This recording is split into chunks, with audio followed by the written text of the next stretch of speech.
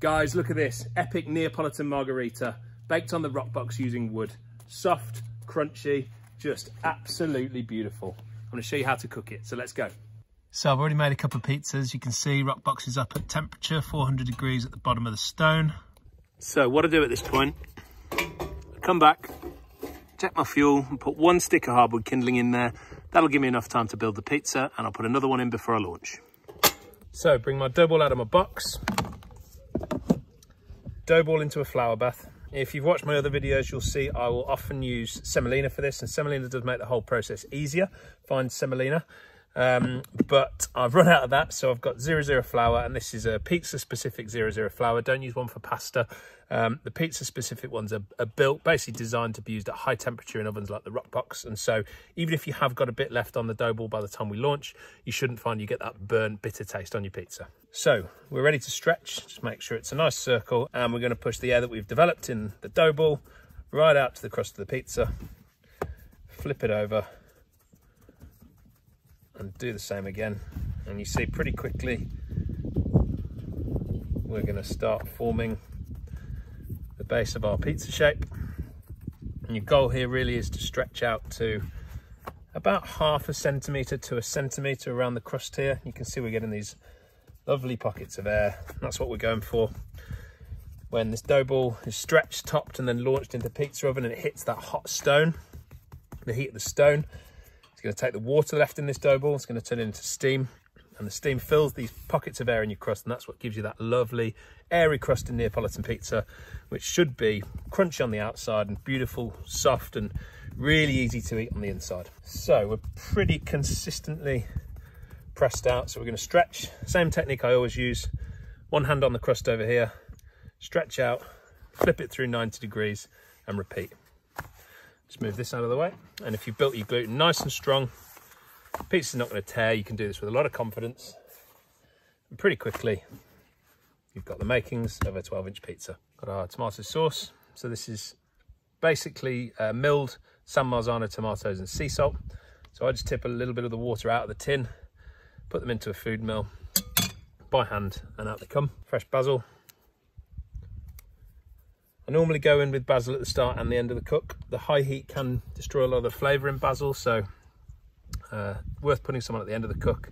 I also think you eat with your eyes, and the bright green colour, if you put the basil on fresh, looks a lot nicer. This is cubed mozzarella. This is just dry mozzarella from the supermarket, nothing special.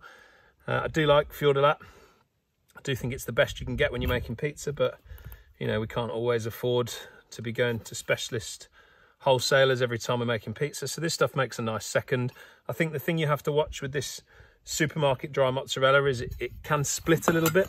Key trick really is to get your oven nice and hot to the right temperature, cook it quickly, and you don't seem to get that splitting. So I'm going to put olive oil on this pizza after we've cooked it, so this one's ready to launch, so let's go. So just a tiny pinch of our stretching flour on that leading edge of the peel.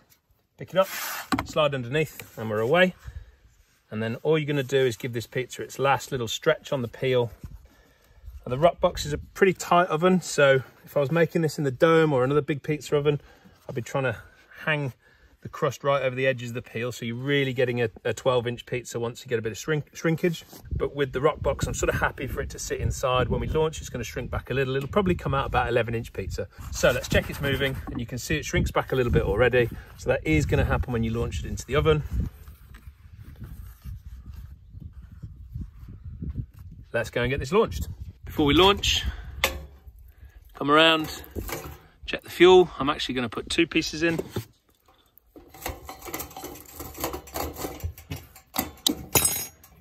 Close that up, and in no time we'll have a rolling flame. So we've got a nice rolling flame. As I say, it's quite a compact oven, so I'm a bit more gentle with the launch. Pizza's in, and let's count to 15, 20 seconds. So 20 seconds in, I always use my launching peel to do the first turn. Find I have a lower chance of tearing the pizza, given how compact the oven is.